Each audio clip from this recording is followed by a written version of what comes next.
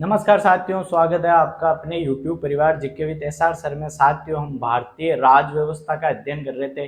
भारतीय राज व्यवस्था के अध्ययन में हमने मौलिक अधिकारों की शुरुआत करी थी। मौलिक अधिकारों में हमने सबसे पहले अनुच्छेद 12 को जाना और 12 के बाद में हमने 13 और 13 के चारों खंडों के बारे में विस्तृत तौर पर चर्चा करी। और आज हम जानेंगे साथियों अनुच्छेद 13 और अनुच्छेद 368 की लड़ाई के बारे में जानेंगे। साथियों, अनुच्छेद 13 व 368 के इनके बीच की क्या लड़ाई है, इनके बीच में क्या कॉन्फ्लिक्ट है, मतलब संविधान संशोधन की प्रक्रिया और जो अनुच्छेद 13 के अंदर दी गई है न्यायिक पुनरावलोकन की शक्ति, जो कि सर्वोच्च न्यायालय को और उच्च न्यायालय को दी गई है, इनके मध्य विवाद क्या है, मतलब इनकी मूल जड़ क्या है। इनके कारण आज तक सुप्रीम कोर्ट में कम से कम 5 वाद सुप्रीम कोर्ट ने निर्णय दिया है। पहले वाद में तो सुप्रीम कोर्ट ने ऐसे कहा कि हाँ, मतलब संसद मूल अधिकारों में संशोधन कर सकती है। उसके बाद में द्वितीय में भी उसकी वापस पुष्टि करी। ऐसे वाद कौन से हुए थे साथियों? तो सबसे पहले हेडिंग डालो,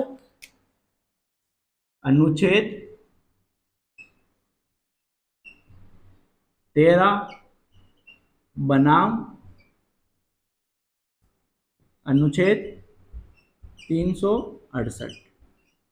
अनुच्छेद 368। सबसे पहले वाद की बात करें हम साथियों, तो सबसे पहला वाद हुआ था शंकरी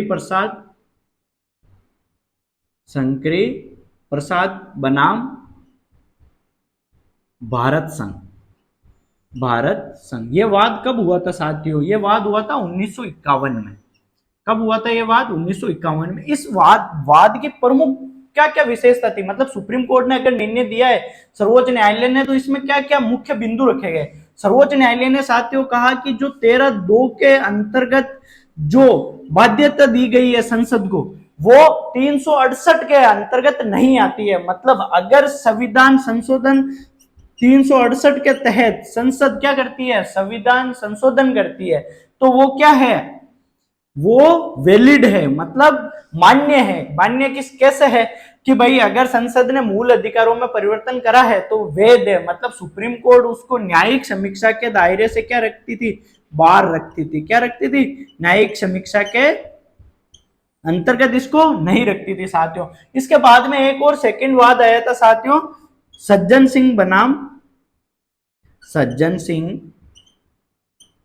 बनाम राजस्थान राज्य।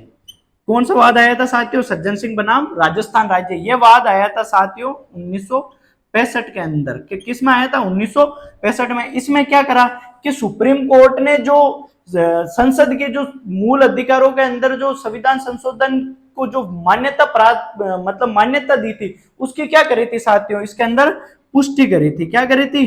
पुष्टि करी थी। इसके बाद में वाद आता है साथियों 1967 के अंदर। 1967 में एक प्रमुख वाद हुआ था गोलकनाथ बनाम पंजाब राज्य। गोलकनाथ बनाम पंजाब राज्य। इस वाद में सुप्रीम कोर्ट ने साफ तौर पे संसद को मना कर दिया कि संसद मूल अधिकारों के अंदर परिवर्तन नहीं कर सकती है। मतलब संसद मूल अधिकार है, उनमें क्या नहीं कर सकती है, परिवर्तन नहीं कर सकती है। कौन से वाद में क्या है साथियों? गोलकनाथ बनाम पंजाब राज्य वाद में। ये कब हुआ था? ये हुआ था 1967 में हुआ था साथियों। इसके बाद में एक फेमस वाद हुआ था साथियों, जो कि 1973 के अंदर हुआ था। कब हुआ था? 1973 के अंदर हुआ था। केशवानंद भारती बनाम केरल राज्य। केशवानंद भारती बनाम केरल राज्य। इस वाद में क्या हुआ साथियों? इस वाद में सुप्रीम कोर्ट ने निर्णय दिया कि संसद मूल अधिकारों में तो परिवर्तन कर सकती है, मतलब मूल अधिकार तो परिवर्तन के दायरे के अंतर्गत आते हैं, लेकिन उसके मूल ढांचे में परिवर्तन नहीं कर सकती साथियों। तो केशवानंद भारती बनाम केरल राज्य में कौन सा कॉन्सेप्ट निकल कर आया है कि मूल ढांचे का कॉन्सेप्ट निकल कर आया है साथियों। कौन सा कॉन्सेप्ट निकल कर आया है? मूल ढांचे का। तो आपसे यह पूछे कि संविधान संशोधन के मूल ढांचे की व्याख्या करने का अधिकार किसके पास में है? तो वो है सुप्रीम कोर्ट के पास में। मतलब इस समय संसद ने सिर्फ क्या, सुप्रीम कोर्ट ने सिर्फ ये बात बोली कि संसद मूल अधिकारों में तो परिवर्तन कर सकती है, लेकिन उसके मूल ढांचे में परिवर्तन नहीं कर सकती। अब ये मूल ढांचा क्या है सर? भाई आपके मन में ये सब सवाल तो आएगा ना कि ये मूल ढांचा क्या है। ये मूल ढांचा वह है जो हर एक वाद में सुप्रीम कोर्ट इसको क्या करेगी, डिफाइन करती जाएगी कि अगर संसद ने कोई मूल अधिकारों में संशोधन करा तो वो मूल ढांचे के अंतर्गत आता है या नहीं आता है, ये कौन निर्णय देगा, ये निर्णय देगा सुप्रीम कोर्ट देगा साथियों। इसके बाद में एक और वाद आया साथियों, मिनर्वा मिनर्वा मिल्स बनाम भारत संघ, भारत संघ। इस वाद में क्या हुआ साथियों, इस वाद में जो संसद थी उन्होंने अनुच्छेद 368 के अंदर, अनुच्छेद 368 के अंदर सब क्लोज 3 और सब क्लोज 4 जोड़ा गया। क्या जोड़ा, सब क्लोज 3 और सब क्लोज 4 जोड़ा गया। किसके माध्यम से साथियों, 42वें संविधान संशोधन के माध्यम से। और इन्होंने क्या करा कि अनुच्छेद 368 के अंतर्गत जो संविधान संशोधन की जो प्रक्रिया है उसको क्या कर दिया, बाहर कर दिया। किसके अंदर से, न्यायिक समीक्षा के अंदर से बाहर कर दिया कि अगर संसद कोई भी मूल अधिकारों में परिवर्तन करती है तो सुप्रीम कोर्ट उसकी क्या नहीं कर सकती, न्यायिक समीक्षा नहीं करती, अर्थात न्यायिक पुनरावलोकन नहीं कर सकती। इसके बाद में सुप्रीम कोर्ट ने इस संविधान संशोधन को क्या कर दिया, अवैध घोषित कर दिया। क्या कर दिया साथियों, अवैध घोषित कर दिया। अवैध घोषित करने के बाद में वापस न्यायिक समीक्षा के अंतर्गत क्या आ गया, मूल अधिकारों की, जो भी मूल अधिकारों में संविधान संशोधन करेंगे वो क्या आ गया, न्यायिक समीक्षा के अंतर्गत आ गया। साथियों आपको आशा करता हूं कि ये सारे के सारे बात समझ में आए होंगे साथियों। अब हम अनुच्छेद 13 बनाम अनुच्छेद 368 की कहानी को लिखते हैं अच्छे से। और मैं साथियों दावे के साथ में कहता हूँ ये सारी चीजें आपके जीवन में बहुत ज्यादा काम आने वाली है। आप अगर इंडियन पॉलिटी की समझ विकसित करना चाहते हैं अपने अंदर तो ये सबसे महत्वपूर्ण भाग है साथियों। अगर इनको आप समझोगे तो आप बहुत ज्यादा जीवन में बहुत अपने अंदर सकारात्मक परिवर्तन देखोगे। और जो एग्जाम है साथियों, एग्जाम आज तक जो भी एग्जाम हुए हैं साथियों उसके अंदर इंडियन पॉलिटी के अंदर अगर आपका इसमें से एक भी क्वेश्चन बाहर आया हो तो आप मुझे कमेंट करके बता सकते हो कि सर ये क्वेश्चन इंडियन पॉलिटी में आपने जिसमें से पढ़ा है उसमें से बाहर है। आज साथियों में जो जितना भी ये मटेरियल आपको प्रोवाइड करा रहा हूं ये यूपीएससी और आरएस, ये दो भारत के सबसे टफेस्ट एग्जाम माने जाते हैं। इन दोनों के अंदर जब मेंस की आंसर राइटिंग की बात आती है साथियों, मेंस की आंसर राइटिंग की बात आती है तो उनमें ये मोस्ट इंपोर्टेंट है। मतलब जो मैंने बताया है इनको आप एज इट इज बिंदु बना के लिख दोगे साथियों तो आपका जो एग्जामिनर है वो मार्क्स नहीं काट पाएगा, आपको पूरे के पूरे मार्क्स मिलेंगे। साथियों आशा करता हूं कि यह आपको अनुच्छेद 13 बनाम अनुच्छेद 368 की लड़ाई समझ में आई होगी। अब हम इसको लिखते हैं साथियों एक बार और फिर समझते हैं।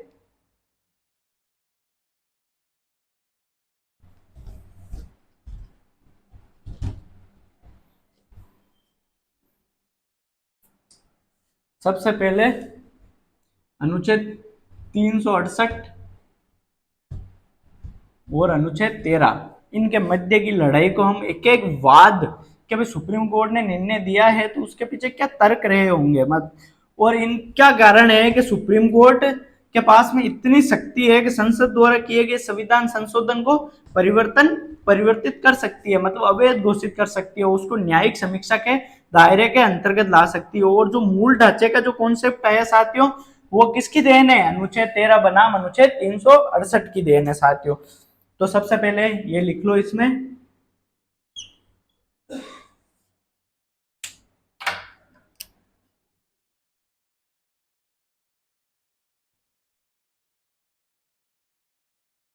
अनुच्छेद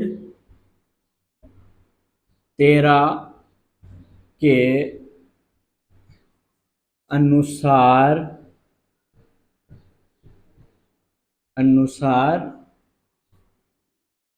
राज्य ऐसी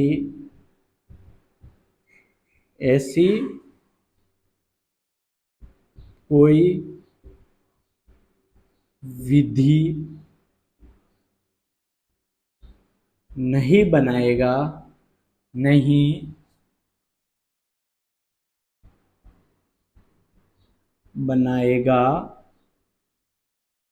जो मूल अधिकारों जो मूल अधिकारों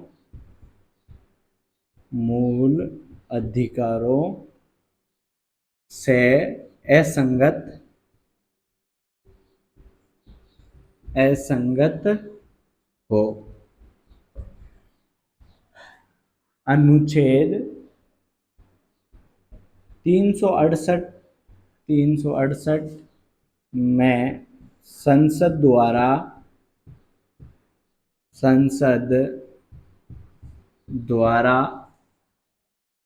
संविधान संशोधन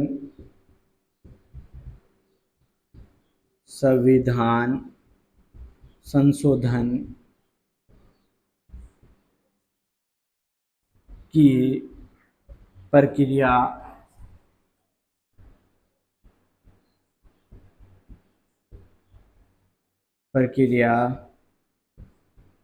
का उल्लेख है।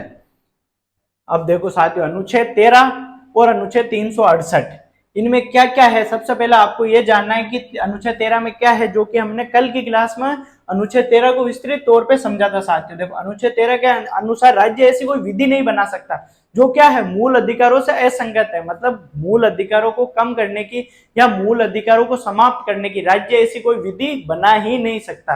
और अनुच्छेद 368 में क्या है कि अनुच्छेद 368 में संसद द्वारा जो संविधान संशोधन की जो प्रक्रिया है उसका क्या है, उल्लेख है साथियों। क्या है, उल्लेख। अब हम पहले वाद की ओर अग्रसर होते हैं साथियों। पहला वाद कौन सा है, शंकरी प्रसाद बनाम भारत संघ।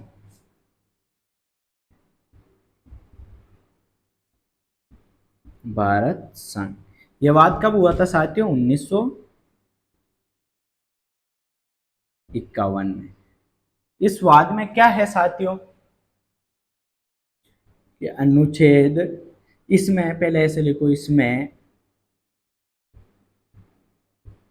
इसमें न्यायालय ने कहा कि अनुच्छेद 13(2) की बाध्यता अनुच्छेद 368 के तहत होने वाले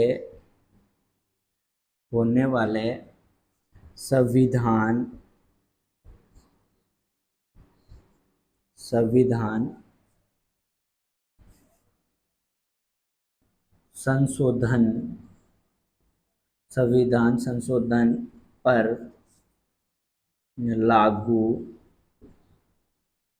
नहीं होती है। अर्थात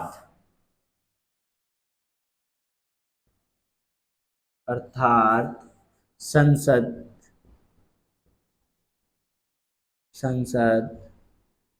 मूल अधिकारों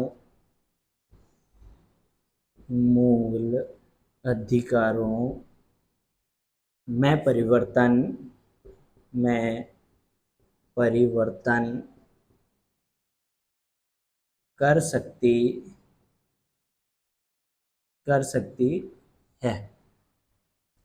अनुच्छेद 13 के अनुसार क्या है साथियों के, राज्य ऐसी कोई विधि नहीं बनाएगा जो मूल अधिकारों से असंगत हो। और अनुच्छेद 368 में संसद द्वारा संविधान संशोधन की प्रक्रिया का उल्लेख है। शंकरी प्रसाद बनाम भारत संघ, जो कि कब हुआ था, 1951 में। इसमें न्यायालय ने क्या कहा कि अनुच्छेद 13(2) की बाध्यता अनुच्छेद 368 के तहत होने वाले संविधान संशोधन पर लागू नहीं होती। मतलब 302 के अंदर जो न्यायिक समीक्षा आती है वो 368 में जो संशोधन की प्रक्रिया है, जो भी संशोधन किया है वो न्यायिक समीक्षा के अंतर्गत नहीं आता है। अर्थात संसद मूल अधिकारों में परिवर्तन कर सकती है। साथियों इसको जल्दी से लिखो, इसके बाद में आगे देखते हैं हम।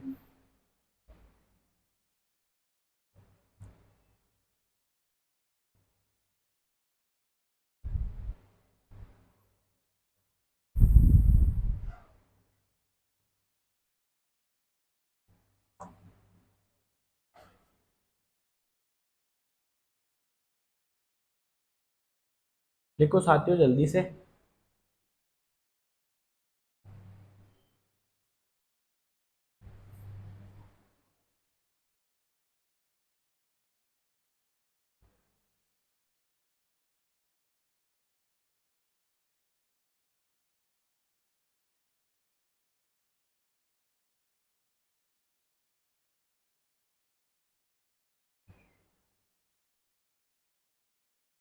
लिख लिया होगा साथियों अब तो।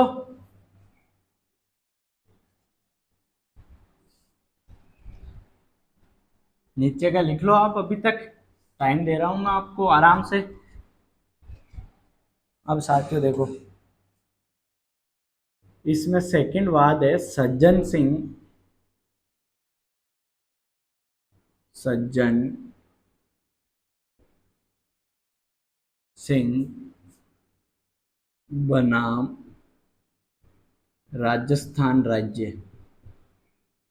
राजस्थान राज्य। यह वाद कब हुआ था साथियों? 1965 में। कब हुआ था? 1965 में। इसमें न्यायालय ने पुष्टि की पुष्टि की संसद संसद मूल अधिकारों मूल अधिकारों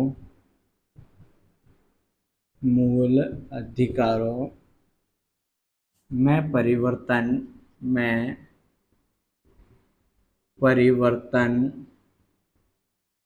परिवर्तन कर सकती मूल अधिकारों में परिवर्तन कर सकती है साथियों। लिखो इसको जल्दी से, इसके बाद में तीसरे पे चलते हैं हम। इसमें क्या करा साथियों? न्यायालय ने पुष्टि करी कि संसद मूल अधिकारों में परिवर्तन कर सकती है। किसमें? सज्जन सिंह बनाम राजस्थान राज्य, जो कि 1965 में हुआ था साथियों। अब ये एग्जाम में क्वेश्चन कैसे पूछे जाते होंगे साथियों, आपको क्या लगता है? देखो सबसे पहले आपको ये बताना है कि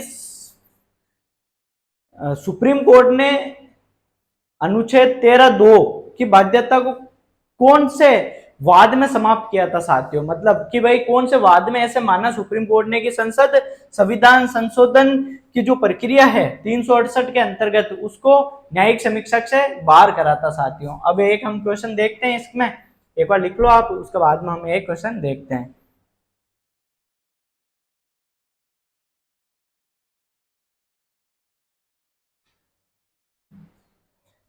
लिख लिया होगा साथियों। अब एक क्वेश्चन करवाता हूं मैं आपको, देखो।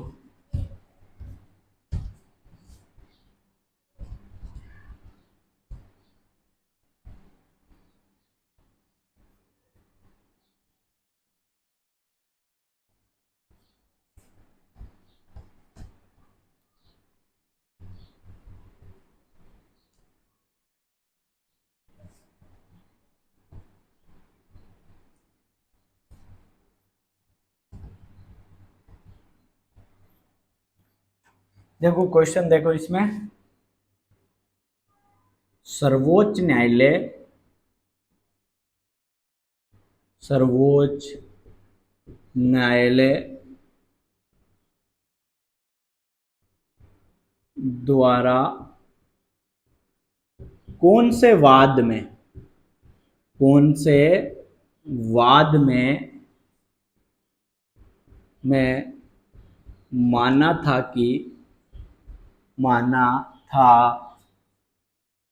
कि संसद मूल अधिकारों संसद मूल अधिकारों में परिवर्तन मूल अधिकारों में परिवर्तन कर सकती है। मूल अधिकारों में परिवर्तन कर सकती है। यह साथियों नॉर्मल सा आपके सामने क्वेश्चन आया है। इसमें देखो साथियों कुछ भी नहीं है। अब देखो ऑप्शन ए दे दिया आपको, गोलक नाथ बनाम पंजाब राज्य, पंजाब राज्य, सज्जन सिंह, सज्जन सिंह बनाम राजस्थान राज्य, राजस्थान राज्य। सी दे दिया आपको शंकरी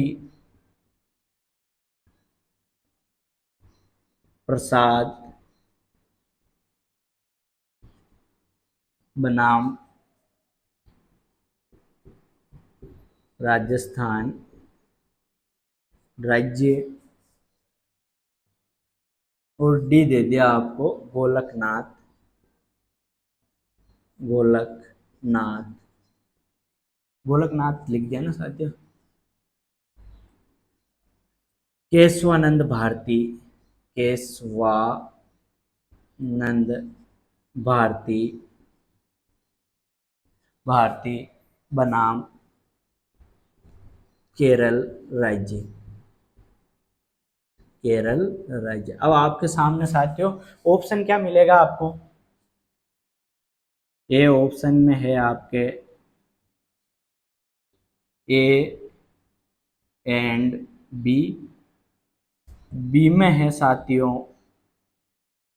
बी सी डी, और सी में है साथियों आपके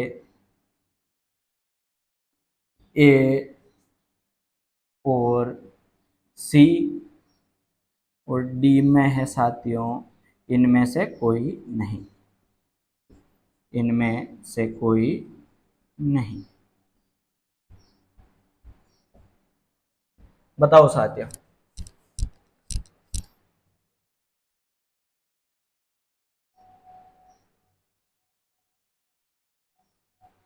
जल्दी से बताओ, इसमें बी सी कर लो साथियों, बी सी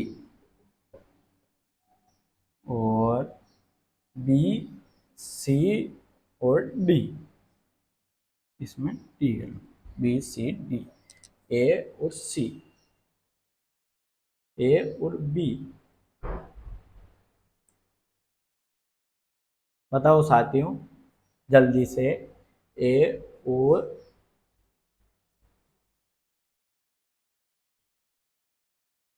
बी। बताओ साथियों, इसमें ऑप्शन होगा बी सी डी। आंसर कैसे है कि देखो, सज्जन सिंह बनाम राजस्थान राज्य में संसद मूल अधिकारों में परिवर्तन कर सकती है, इसकी पुष्टि करी थी। शंकरी प्रसाद बनाम राज्य में भी संसद ने यह माना कि अनुच्छेद 13(2) की बाध्यता अनुच्छेद 368 पर लागू नहीं होती। और केशवानंद भारती बनाम केरल राज्य में भी सुप्रीम कोर्ट ने कहा संसद मूल अधिकारों में परिवर्तन कर सकती है, बल्कि मूल ढांचे में परिवर्तन नहीं कर सकती है। मतलब इन तीनों वाद में सुप्रीम कोर्ट ने क्या माना था कि संसद मूल अधिकारों में परिवर्तन कर सकती है साथियों, बल्कि गोलकनाथ बनाम पंजाब राज्य में सुप्रीम कोर्ट ने साफ मना कर दिया कि संसद मूल अधिकारों में परिवर्तन नहीं कर सकती है साथियों। एक बार ये क्वेश्चन लिख लो आप जल्दी से, इसके बाद में आगे चलते हैं हम। जल्दी लिखो।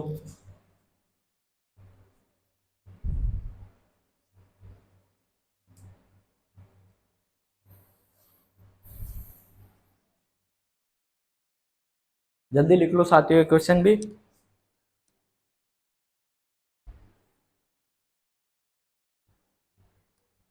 लिख लिया? अब साथियों मैं आपको ऐसे क्वेश्चन बनाता हुआ भी चलूंगा, ताकि आपको क्या है कि इंडियन पॉलिटी में किस तरीके से क्वेश्चन घुमा के पूछे जाते हैं उसके बारे में भी आपको पता चलता रहे साथियों। ठीक है।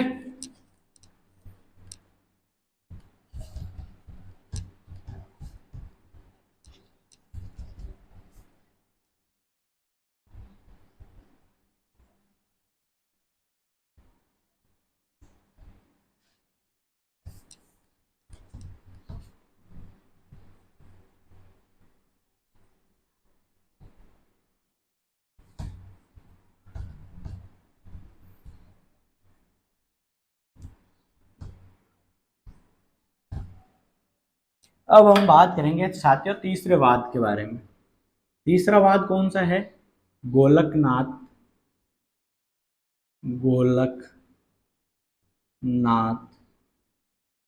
बनाम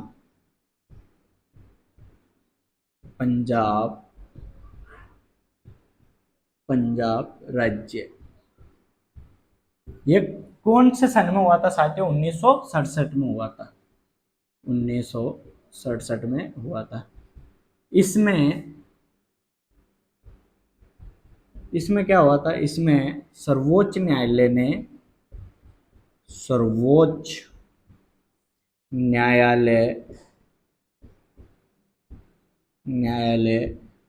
ने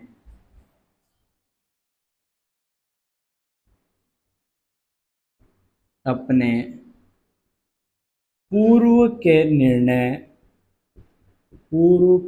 निर्णयों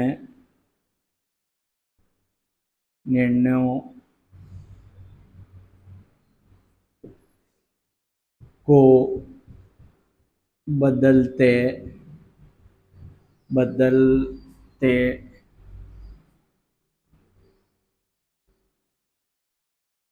हुए कहा कि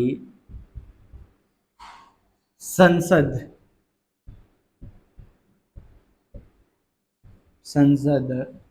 मूल अधिकारों में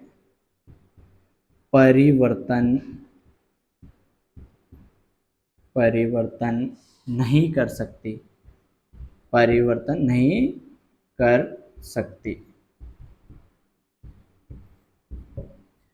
गोलकनाथ बनाम पंजाब राज्य में साथियों सुप्रीम कोर्ट ने कहा कि क्या कहा कि संसद अपने पूर्व जो निर्णय थे उनको बदलते हुए संसद मूल अधिकारों में परिवर्तन नहीं कर सकती। यह बात किसने कही? सुप्रीम कोर्ट ने कही थी साथियों। किसने कही? सुप्रीम कोर्ट ने। अब चौथा वाद कौन सा है? केशवानंद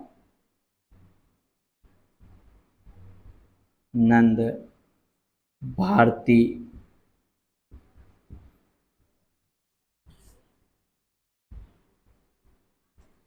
बनाम केरल राज्य। यह वाद हुआ था साथियों 1973 में। इसमें सर्वोच्च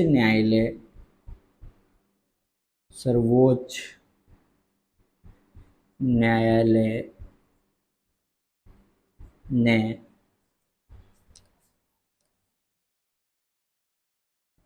कहा कि संसद मूल अधिकारों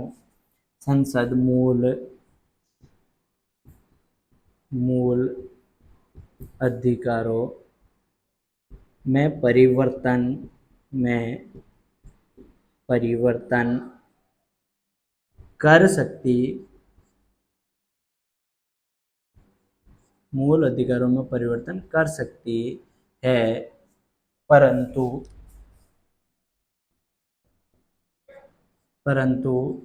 इसके मूल ढांचे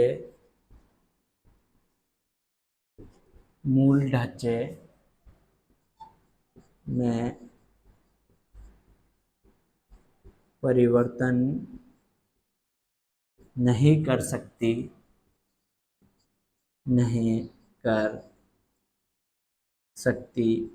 है। देखो साथियों गोलकनाथ बनाम पंजाब राज्यवाद हुआ था 1967 के अंदर। इसमें सर्वोच्च न्यायालय ने अपने पूर्व के निर्णयों को बदलते हुए कहा कि संसद मूल अधिकारों में परिवर्तन नहीं कर सकती है। मतलब साफ तौर पे मना कर दिया था कि संसद मूल अधिकारों में परिवर्तन नहीं कर सकती है। लेकिन केशवानंद भारती बनाम जो केरल राज्यवाद हुआ था 1973 के अंदर, इसमें सर्वोच्च न्यायालय ने कहा कि संसद मूल अधिकारों में परिवर्तन कर सकती है परंतु इसके मूल ढांचे में परिवर्तन नहीं कर सकती है। इसके अंदर कौन सा शब्द आया साथियों? मूल ढांचा, ये नया कॉन्सेप्ट निकल कर आया और सुप्रीम कोर्ट ने कहा कि मूल ढांचे की परिभाषा सुप्रीम कोर्ट विभिन्न वर्डिक्ट के माध्यम से, विभिन्न निर्णयों के माध्यम से देती रहेगी कि भाई संसद में क्या, संविधान में मूल ढांचा क्या है, संविधान का मूल ढांचे की व्याख्या कौन करेगा, यह सुप्रीम कोर्ट करेगी। साथियों एक बार लिख लो इसको जल्दी से, इसके बाद में आगे देखते हैं हम।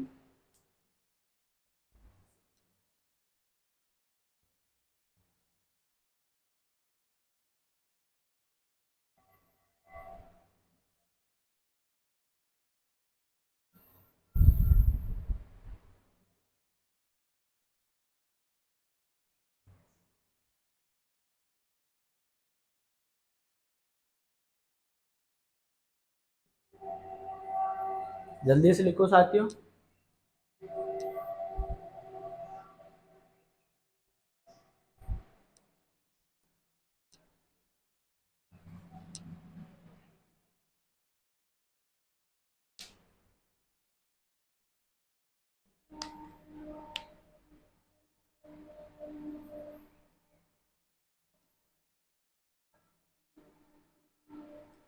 आपको पता है साथियों कि अगर हमें जीवन में बहुत आगे जाना है, बहुत आगे बढ़ना है, तो जो वर्तमान की जो समस्या है उसको छोड़कर, नींद को त्याग कर अपने जीवन में वो सारी चीजें करनी है जो दुनिया नहीं कर रही है। आपको पता है रात में जो जगता है इंसान, वही आगे चलकर इतिहास के पन्नों में अपना सुनहरे अक्षरों में नाम लिखवा पाता है।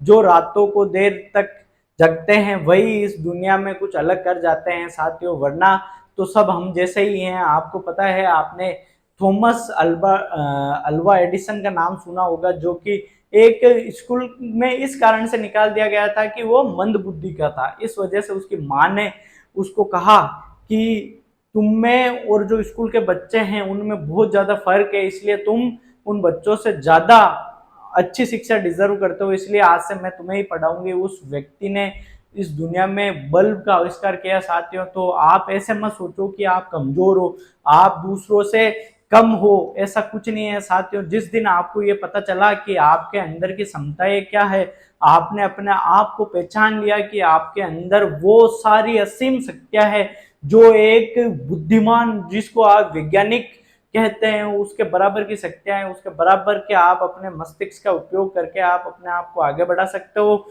यही मैं कह रहा था आपको, और यही जो वाद हुए हैं, ये सुप्रीम कोर्ट जो फैसले देती है साथियों, ये उनसे बहुत ज्यादा सिमिलर है। मतलब आज जो सुप्रीम कोर्ट के अंदर जो जज बनते हैं उनमें जो योग्यताएं होती है साथियों, कि वो कैसे बार बार ऐसे बड़े बड़े वर्डिक्ट देते हैं, चाहे कोई सा भी वाद हो।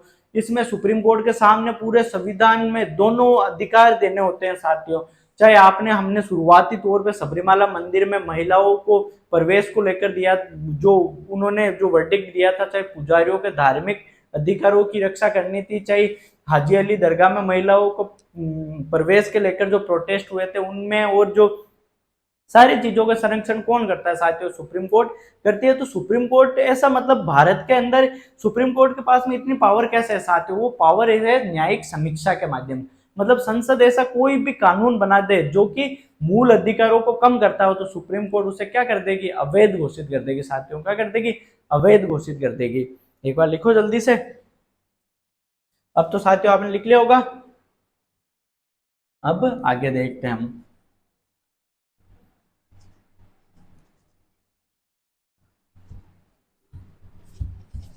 अब बात करेंगे हम साथियों मिनर्वा मिल्स बनाम भारत संघ की।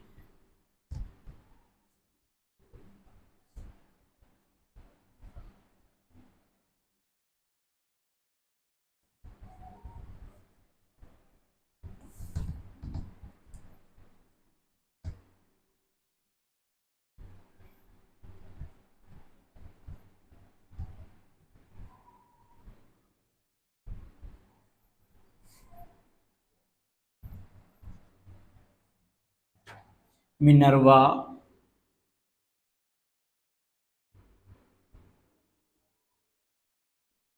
मिनर्वा मिल्स बनाम भारत संघ, भारत संघ। इसमें क्या हुआ साथियों, इसमें 42वें संविधान संविधान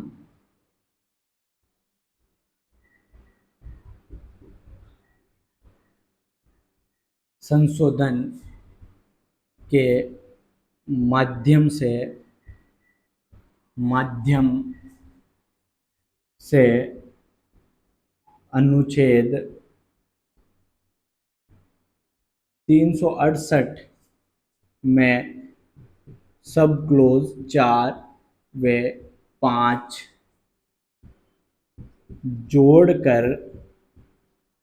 जोड़कर संविधान संशोधन की प्रक्रिया संविधान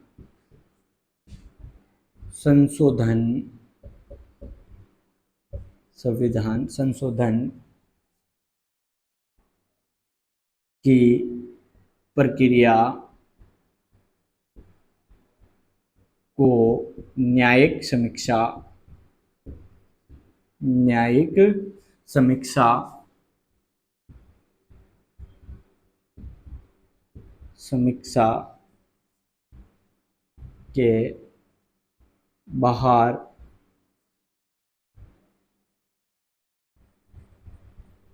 समीक्षा के बाहर कर दिया। अब देखो सुप्रीम कोर्ट ने क्या करा, सर्वोच्च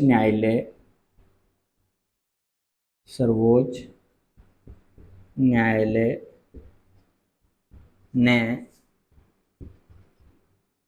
इसे अवैध घोषित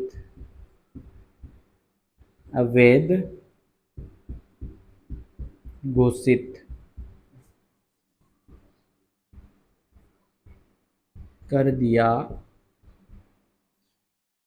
तथा वापस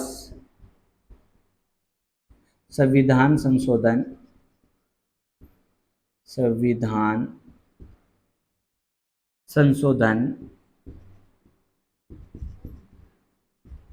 न्यायिक समीक्षा के अंतर्गत आ गया। न्यायिक समीक्षा की शक्ति के अंतर्गत